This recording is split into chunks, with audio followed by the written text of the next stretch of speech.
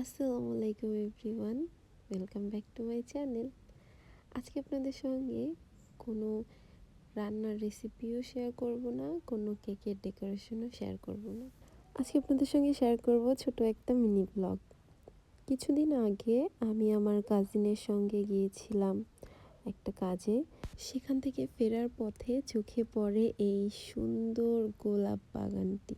এত সুন্দর গোলাপ বাগানটি যা বলে বোঝানো যাবে না।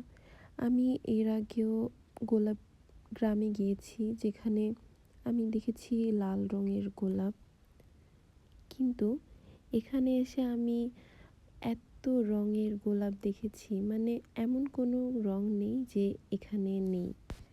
এই জায়গাটা আমাদের শহরের ভিতরেই, কিন্তু কখনো আসা হয়নি। আর এখানে যখন গিয়েছিলাম মনে হচ্ছে আর বাসায় যাব না। দেখেন, এখানে দেখা যাচ্ছে অরেঞ্জ কালারের একটি গোলাপ। আসলে ফোনের ক্যামেরাতে এতটা ভালো বোঝা যায় না যতটা আমাদের চোখে দেখতে সুন্দর লাগে। তারপর এখানে ছিল খয়েরি রঙের, তারপর ছিল কালো রঙের গোলাপ, এরপর ছিল হলুদ রঙের, তারপর এখানেও কমলা রঙের ফুলের কলি। তারপর এখানে ছিল, এখানের এই কালারটা আমি আসলে বলতে পারবো না যে এটা কি কালারের। এই যে দেখেন কালো গোলাপটা কত সুন্দর, আর এই ফুলটাকে তো মনে হচ্ছে এখানে একটা পদ্ম ফুল ফুটে আছে, এতটা সুন্দর দেখতে।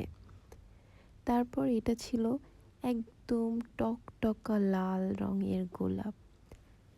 আমরা দেখেছি যে গোলাপ কিছুটা মেরুন কালারের আসে,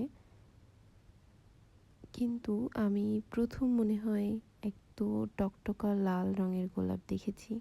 প্রতিটা ফুল গাছের নিচে দেখা যাচ্ছিল ফুলের পাপড়ি পড়ে আছে, এত সুন্দর লাগতেছিল দেখতে। আর জায়গাটাও অনেক পরিষ্কার পরিচ্ছন্ন ছিল। ফুল পছন্দ করে না এমন মেয়ে মনে হয় খুব কমই আছে।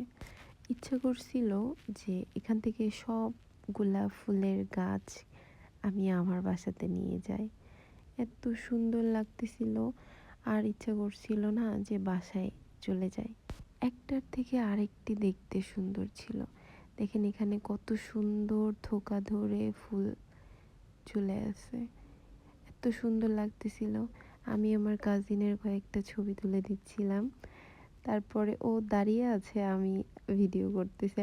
ভাবতেছি এখন ফেরার পালা, তখন দেখি আরও কিছু সুন্দর ফুল সামনে। তো ভেবেছি এগুলা কেন ক্যাপচার করব না।